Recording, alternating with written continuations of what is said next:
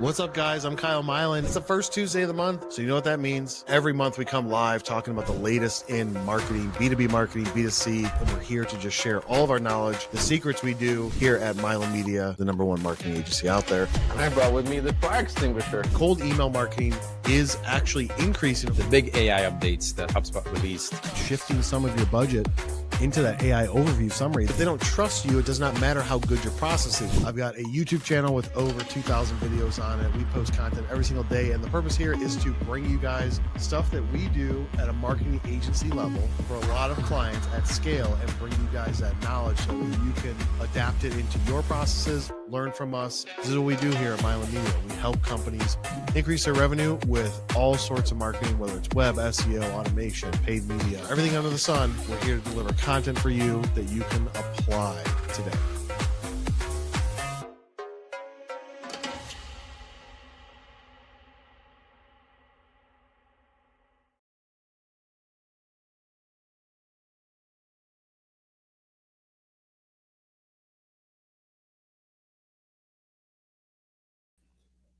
What's up, guys? I'm Kyle Mylan. It's Tuesday. It's not the first Tuesday, but it's the second Tuesday, and we're back for a live. And today we're talking about something that typically gets a lot of attention. We're talking about sales. So I brought Cristian in with me. Cristian, say hi to all your fellow fans. What's up, everyone? Nice to be here. So Cristian, head of DevOps here, been with us for a couple of years. He knows a lot about sales. He may say he's not a good salesman, but don't let him fool you because he can sell. And he learned at a young age how to sell. Well, I'm here to learn today. So all right, I'm going to be asking you questions so I can become a better salesperson. All right. And so the topic of today is healthy pipeline versus a full pipeline. Is there a difference? I have talked to hundreds of organizations. We've talked to dozens in the last couple of months about their sales process. There's so much to unpack, so much that I've seen, helped coach in my 10 years doing sales myself. It's kind of all over the place. So it does not matter if you are in sales, you could just be contributing to the sales pipeline. So if you are the owner and you're looking top down at the sales team, if you're a marketer, if you're a salesperson, boots on the ground, if you're a marketer impacting the sales funnel, all of this stuff will apply to you because everything leads and contributes to sales, which that's what's going to make all the bills get paid. So it is the most important aspect, in my opinion, to any organization is sales. You've got the operations side and you've got the sales side. But as wise men, much wiser than me, told me probably 15 years ago, there is not a single business that fails. And don't fact check me on this, but the statement is not a single business has failed due to too many sales. Sales solves all problems. It also creates a lot of problems, but you're not going to lose. You're not going to close your doors if you have too much revenue. You're just going to possibly control your growth and impact your growth if you get a lot of revenue and don't perform on that new opportunity. You could lose those clients, but businesses usually fail on the operations side, not on the sales side. So let's get into what Cristian has for me today. All right. I got 10 questions, 10 hot questions. First question is, if you had to define it simply, what makes a pipeline full versus healthy? And underlying question, what's the fastest way to tell which one you're looking at? All right. So definition of full versus healthy. Full is just butts and seats, right? So you've got leads, you've got people you're talking to, you've got deals coming through. The healthy side is what happens with those. So how much revenue are you closing? How long does it take to close? What's the quality of those deals or leads?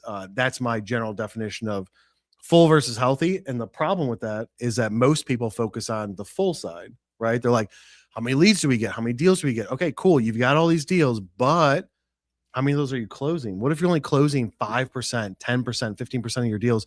Then it could mean that your sales team sucks, or it could mean that the deals that you brought in are not quality. Therefore, you can't ever close them. And what was the underlying question?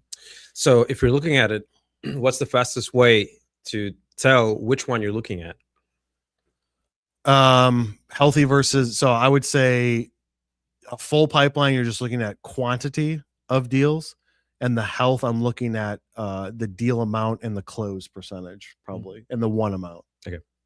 Would Very you good. agree? Would you agree with that? Yeah, definitely. I think right. so. There's more to the numbers, right? More to the actual just sum of, or count of things, Yeah. for sure. And that's a good segue into my second question.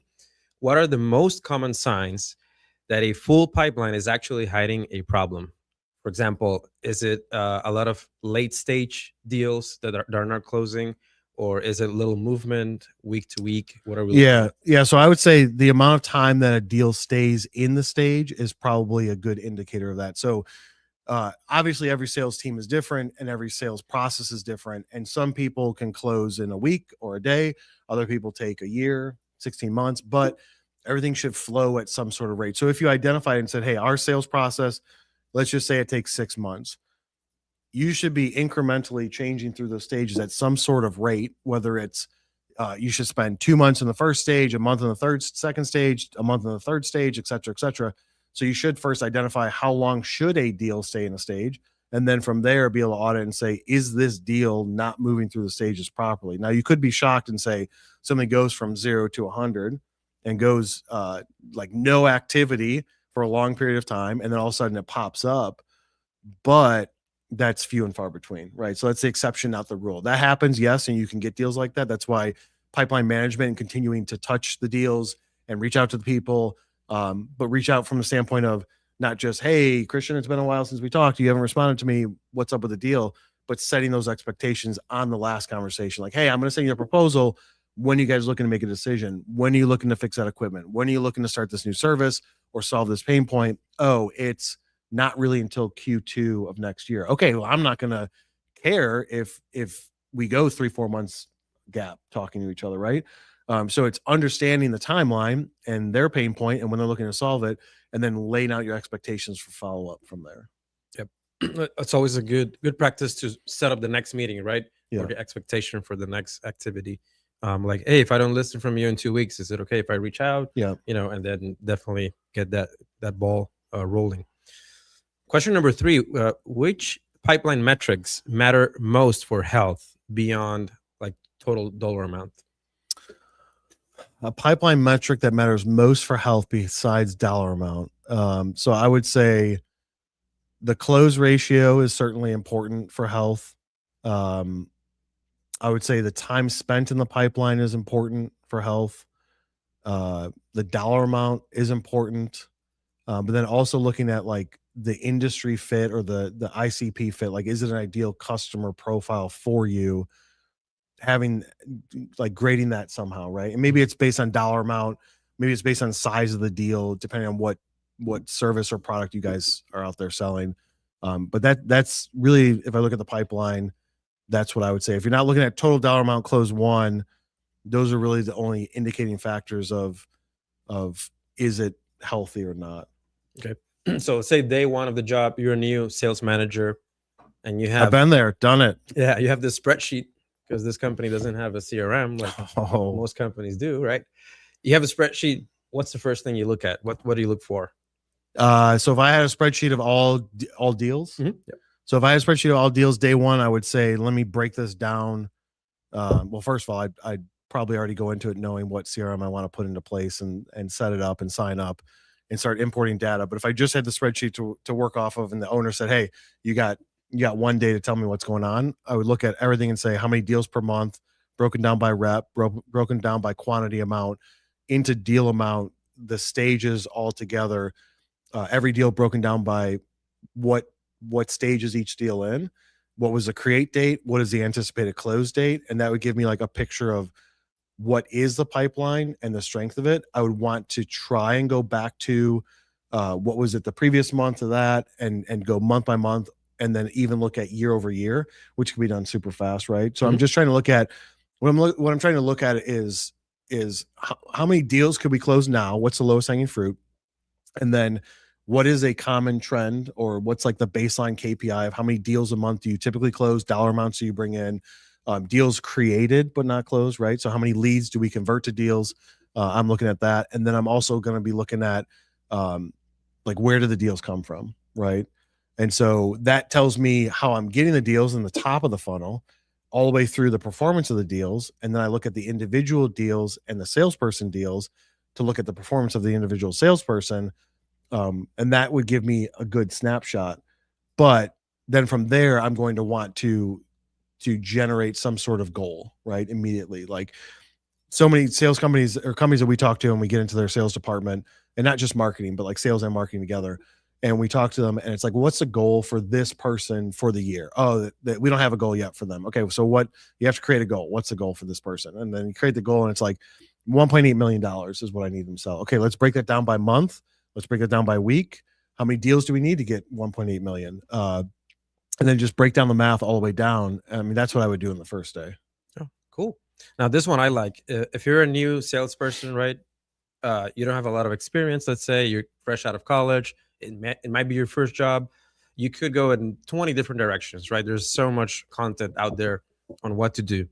Now, you, as the sales manager of this company, how do you think about pipeline hygiene and what tasks should the salesperson be doing on a daily, weekly basis?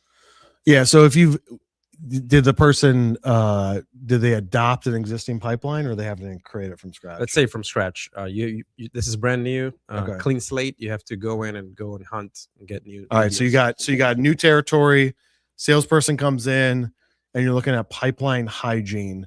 I would want to ideally have a system in place that's going to track it, because once I get a lead, how do I flow this lead through the process? How fast can I quote? What's the system I use for quoting? I wouldn't want to spend, like, if I'm a salesperson, not a manager, I wouldn't want to spend a ton of time trying to necessarily develop systems, because that's probably outside of my scope. But I would want to be able to, if there's no system and there's just a spreadsheet, maybe I want to come in and say, ideally, I'd be like, hey, we should use HubSpot because everybody knows we love HubSpot. And I would want to set it up to where every stage is defined. And then as deals come into those stages, how do I work those deals through those stages?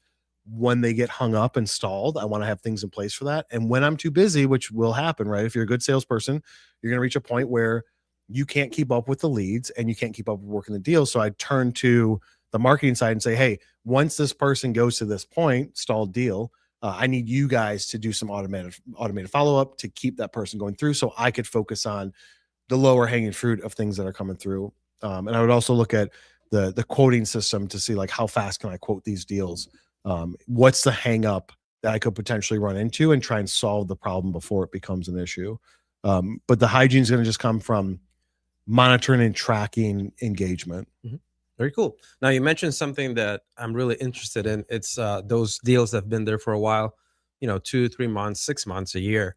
How do you approach the pipeline aging issue where you have a lot of deals that are old or stalled? How do you work on those specifically? Yeah, so I would treat them. I usually treat them like, hey, maybe. So are these my deals? Yeah, your deals. Okay, so these are my deals. So maybe the project wasn't important for the client, or the pain point wasn't there, or maybe the thing got killed. I would treat it like I would anybody, like, hey, I'm touching base, I'm following up, I'm looking to have another conversation. Where are you guys at with this? But I also not just continue doing the same method, right? So some newer people here have seen me do this and like, dang, you really go into it. So somebody books a call with us, and books a call with me to talk about solving a problem. Most salespeople will be like, okay, cool, do a little bit of research on the company, and I'm going to reach out to them, and we're going to have this meeting, etc. But I go like 6 steps further. So I want to go to their company LinkedIn page.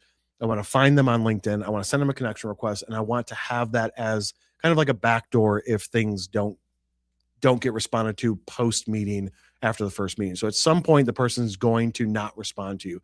This just happened with somebody. And if they're watching this, they're going to know who they are. This just happened with somebody hot and heavy, looking to do something, and sent them over pricing, and then I got ghosted. But I didn't give up, and I kept on reaching out. And then finally, the person responded, and I ended up reaching out on LinkedIn too, because obviously they're busy, right? People don't always see these emails. Reach out on LinkedIn, reach out through email, leave a phone call, send a text message. I know I had a cell phone. So I hit them in 4 different methods of contact. Didn't respond to any of them until they responded and said, you know what?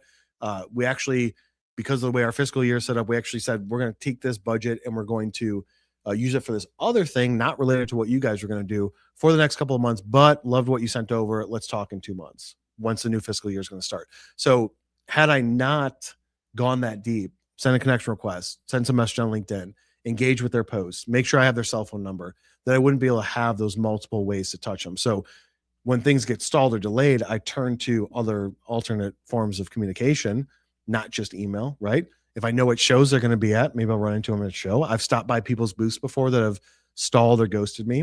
Totally fine.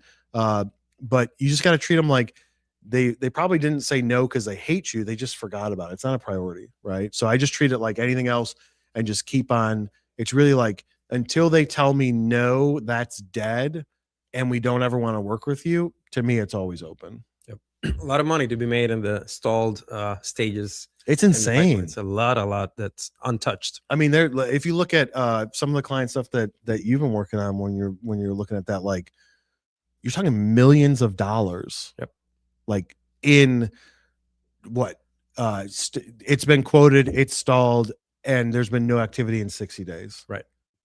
Like you're talking like $2.6 million of business to a company that's a $20 to a $50 million a year company. Insane. And let's say 5 minutes, if you just spend 5 minutes on each of them, doing what you said, doing the bit of research, connecting on LinkedIn, sending a message, sending a text message, right? Potentially you could get some of that.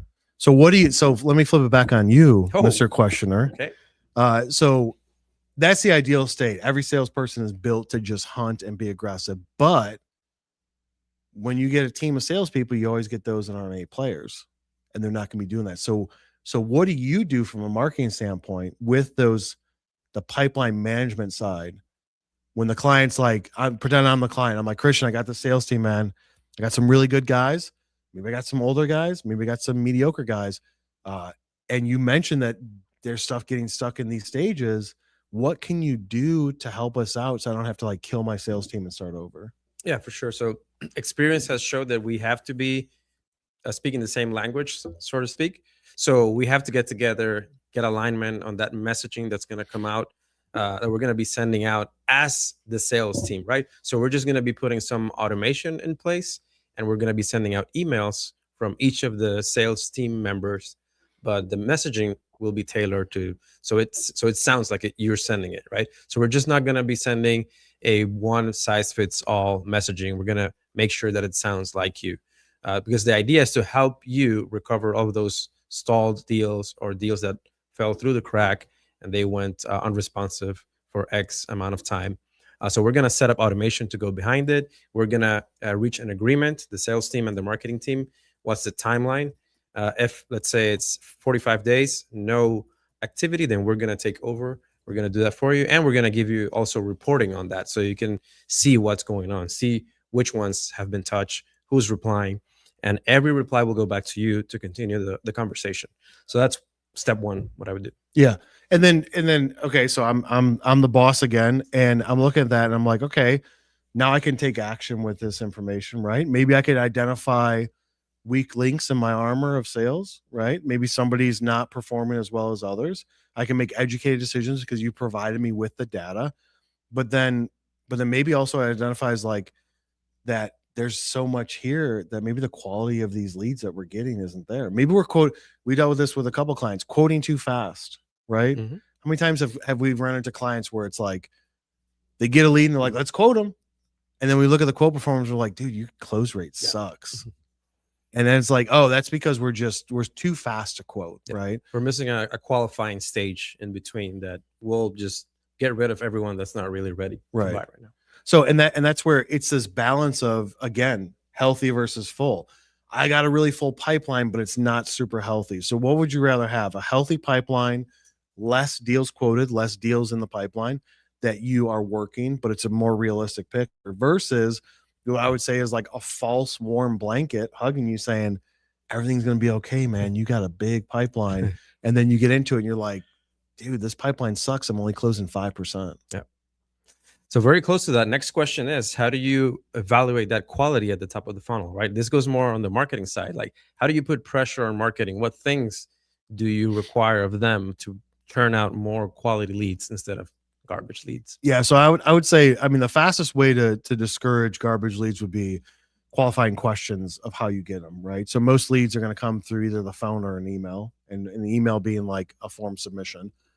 So what are the qualifying questions that you're asking them on the form to try and qualify them further to where I can just look at it and say, probably not a fit, right? Or I can look at it and say, this type of information is what I need to initially qualify it. But I would say going back to like the methods of getting the actual lead. Was it inbound? Was it paid? Was it outbound? Was it at a trade show, etc.? How were you guys going after them? And it just comes down to the data and reporting. Like, you bring me 10 leads last month.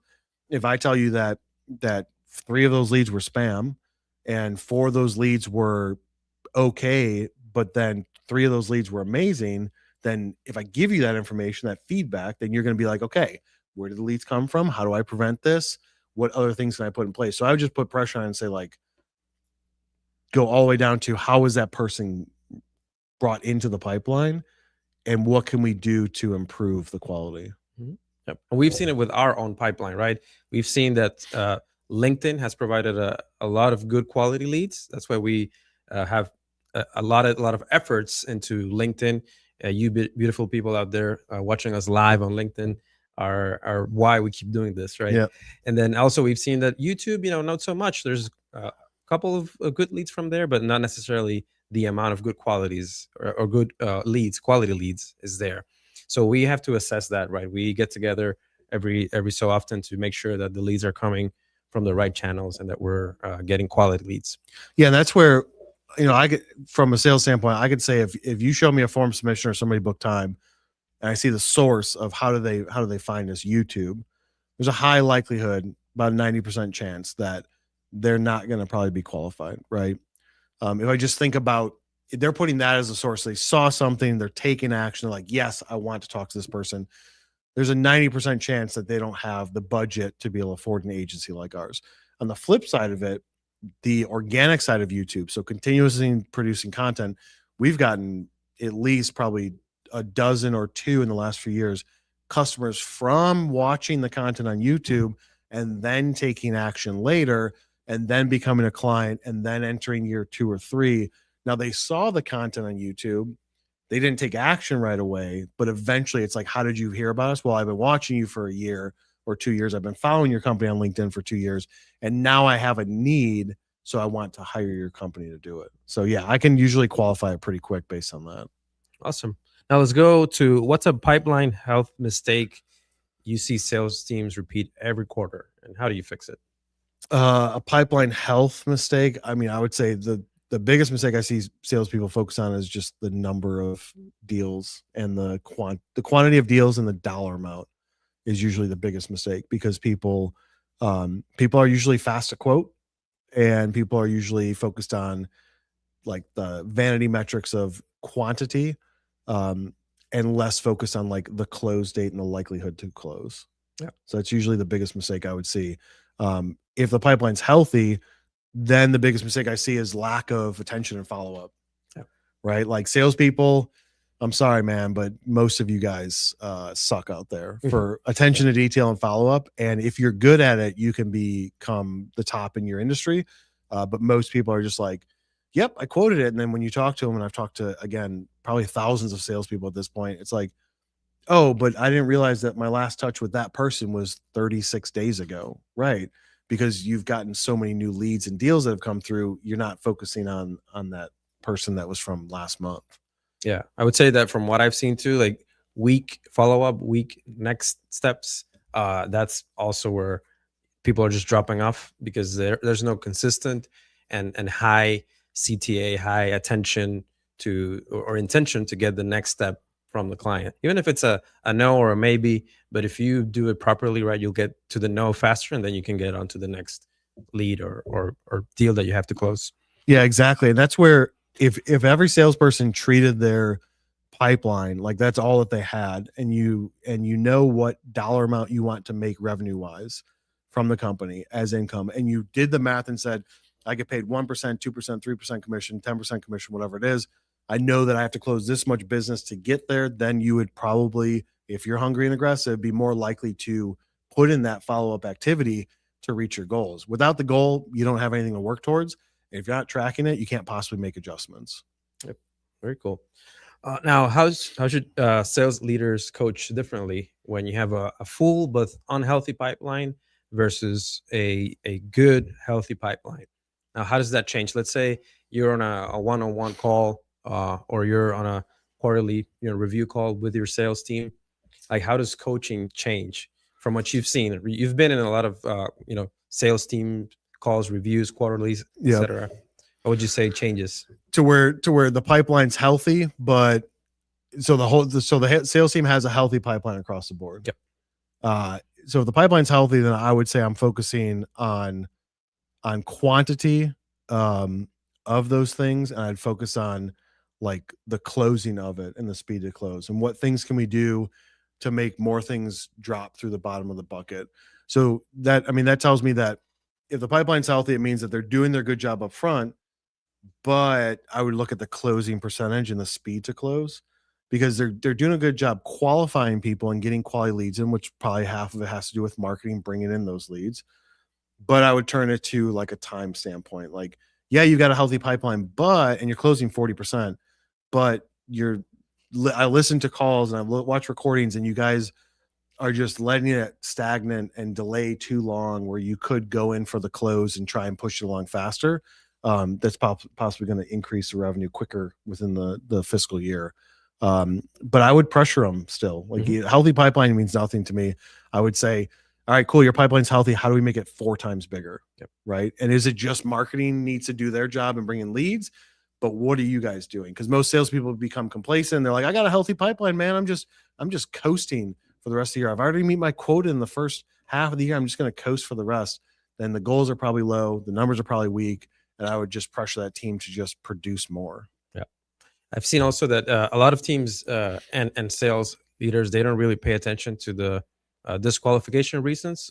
Is it price? Is it a competitor? Yep. Is it not ready to buy? And if it's not ready to buy, right, how are you making sure that you're there when they're ready? So a lot of things to take care of if you have the data. Yep. To take action on it.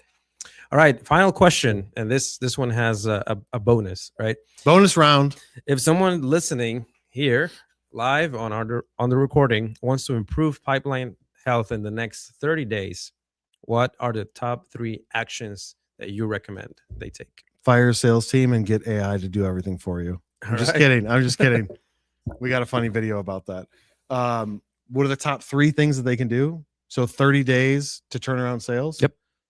All right. So step 1 is going to be look at all unsold deals that you didn't close over the past 3 years, and put them all into a bucket and start calling them, emailing them, sending them connection requests on LinkedIn. That's going to be the lowest hanging fruit. Number 2, I would look at lowest hanging fruit would be number 2, which is going to be looking at your existing pipeline. When's the last time you touched them? When's the last time you reached out? When's the last time you had a conversation? What action items need to happen? You haven't quoted somebody yet. You haven't sent them the information. What do you need from your existing pipeline that's past the initial call? So you're into the beef of it. Now it's either, close them or they lose. I would say those people, putting them all into a pipeline or some sort of sequence, task list, saying I'm calling every single one of these people. And the third thing would be focus on the hunting side. So like getting aggressive. I want to put myself into a cadence where I'm sending connection requests every day. I'm identifying the target demographic. I'm making phone calls. I'm doing personal visits. I'm driving around. Like, you don't know what's going to work necessarily in any moment. Like, I may be able to get you, I may not be able to call your cell phone and have you answer, because you're going to look at it and be like, this is probably spam. But could I text you? Maybe it works. If it doesn't, can I find you on LinkedIn? Yep. Can I send you a message? Yep. What if you don't respond to that? Do I know where you work? Yep. I'm going to stop by. Like, if you want to get aggressive, it's like 30 days to see a massive change is difficult. I would say within 90 days, you can completely turn around. I've done it before for companies. I've done it for this company before. I could completely flip a pipeline in 90 days for any company, just based on looking at what's going on and taking specific actions. Now, that doesn't mean flip the pipeline to where you got $20 million of closed deals, but I can make it to where there's a significant amount of action if you have the people with the right attitude and people that are willing to do it. Like, sales to me is easy. Like, you can get sales from anybody, like it's not an issue, in my opinion. You just have to put in the work. So I look at sales as Like I was just having a conversation with somebody internally. We've got a client that's had some sales people leave, and my response is, let me just sell for them for 90 days. Let me just get 90 days. I want to go work for them and sell for them. And her response was, you always say that you just want to sell for other people, but like it, to me it's easy. And I think that even though you may say that you don't think that you're good at sales, I think that you would find it to be easy too. I mean, I can follow a process, right? And if I get into the daily habit of doing it, I think I would. I think winning is important, right? Yeah. You feed off winning, so you have to get into a cadence where you see wins, small wins, and then incremental wins. So I think as long as you have a system in place, right, you'll be successful. And I agree with you. Definitely, 30 days is not enough time to turn it over, but you can put things in place, right, to help you get to that 90 days. Now, let's say I'm a company out there. I'm an industrial manufacturing company. We manufacture equipment. We manufacture different things. And we do have a pipeline. We do have a sales team. We have a marketing team of one, maybe, or zero. Now, why is it advisable to go with an agency like Milo Media to help us turn that pipeline around? Yeah, I mean, getting any agency doesn't necessarily have to be us, right? Well, it should be us. Yeah, it should be. But let's start with like deciding that you need help. You need more things top of funnel, and the sales team is supposed to be selling, and maybe they can't follow up with all their deals. So you need somebody to manage the pipeline aspect to make sure that all that's firing. But then you add our differentiating factor into it, which is the competitiveness and the aggressiveness with the sales side. So like we get way deeper with sales teams, whether it's training, coaching, accountability, reporting. Like we get super deep for those companies that allow us to, right? Some companies are like, nope, I'm good. But we get super deep with it to where that's our differentiating factor, is that anybody can do marketing, anybody can do good marketing, and we can compete with anybody out there on that. But then what happens after that? What if you've got marketing's bringing you a bunch of leads, but the sales team is not performing? Do you turn to your marketing agency and say, hey man, I need help? Well, not if you don't trust them from a sales standpoint, right? If you don't think that they have the chops to be able to talk to the sales team and hold them accountable. Like I'm on numerous sales meetings, either leading them or significantly participating in them with our clients to be able to help hold the sales team accountable, because there usually isn't somebody in place that's willing to crack that whip. And I just come with the data. So that's really our differentiating factor, is like, regardless of how your sales team is set up, you have to keep in mind that your pipeline will never stay full if you're not putting in the work. So if you know that your pipeline is going to go up and down, you got to make sure you're spending investment to keep sure that marketing's bringing in leads. And you got to make sure that you've got an investment to make sure that your salespeople are closing that. And sometimes you got to go to the outside for that support. And that's where we come in. That's all I would say. That's all I got. That's all my questions. All your questions? How many questions was that? Was that 10? 10 plus 2. 10 plus 2. 10 plus 2 is 12. All right, guys. Hopefully you guys got value out of this content. You think it was valuable? I think it was valuable. I think it's, I remember I asked you a few weeks ago, it's like, it would be much easier if you could just like go straight from a contact to a quote, right? Yeah. Like, what's the deal with this? I wanted to understand more, like from a base level. Yeah. What's the deal with the pipeline? Like, why do we need a pipeline? Why do we need stages, right? To be able to understand it better. Yeah. Because sure, you go to the CRM, you go to HubSpot, you can set it up, but I wanted to understand it better. And it was a great explanation to understand that it's just more than what's here right now, but what's coming up in the future. And how are you putting things in the pipeline that will basically keep a business alive and know the longevity and projections to figure out, what to do in the future, right? So definitely it's needed if you're a company that it's in manufacturing and many other industries out there need to be able to set up a pipeline properly. Yeah, I think that a common misconception for any business out there is like, my pipeline is good right now. And if you think of it like that, then you're going to be depressed once that pipeline goes dry, right? The pipeline could never be full enough. The goal of any business should be get to the point where your pipeline is so full and you're closing enough deals to where you're turning away business and you're only looking at like the cream of the crop, right? You're not like, bending the knee on certain things to close the deal because you need it, right? Don't solve long-term problems with short-term solutions. So it, instead of being like, I'm going to take any deal I can get, I'm going to go after everybody. And oh yeah, I'll reduce the terms, I'll increase the terms, I'll reduce the price. Does not matter what you're selling. So you could be selling a service, you could be selling equipment, you could be selling anything under the sun.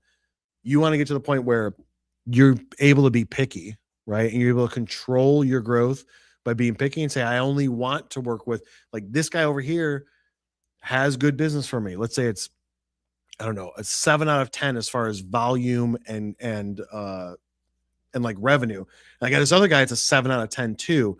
But the other guy, it's 7 out of 10 personality standpoint. I'm gonna have to work with them on this project or on this service. They're a 9 out of 10, love it. But this other person that's a 7 out of 10, they're a 1. I know that it's gonna probably be some sort of friction. I want to be in a position to where I can say 7 out of 10 with a 1 on the fit. No, thank you. 9 out of 10 on the fit, even if it's a 6 out of 10 on the volume or the money. I want to work with you and I'm able to be selective and picky. That should be the goal of every single company out there. Until you reach that goal, you're just dealing with the cards that you're dealt, and you're having to make those decisions of like, okay, we to make this deal work, to make us help solve their problem, we're going to make these adjustments to it. That's never a good position to be in, but everybody's in that position at most times, right? So the goal is get the pipeline full enough to where you can be picky, and just realize that your pipeline is never big enough. It could never be too big. Turn away companies is a good problem to have, not just like begging people to do business. All right. And as a good salesperson that I am, I'm gonna do my pitching right now. Your plug to the All camera. right. I'm gonna talk straight to the camera. Do it. Let's hear it. Okay. If you need your pipeline to be checked for health, please go to milomedia.com/contact-us or /contact. I'll make sure to make that redirect to the right page. And we'll be able to give you a free assessment of your pipeline done by the man himself here, Cal Milan. And we'll be able to give you, an insight look into why your pipeline is failing, if it is failing, and if it's good, how we can make it better, bigger, stronger, and faster. There you go. I mean, I can't add any more to that besides Cristian did a great job selling that pitch. So guys, if you got value out of this content, share it with somebody that you know. If you're looking, like Cristian said, for your pipeline to be a little bit fuller or a lot fuller, definitely reach out to us. Head over to YouTube, subscribe to our channels, and we will see you guys on the next one. Bye. And we're out.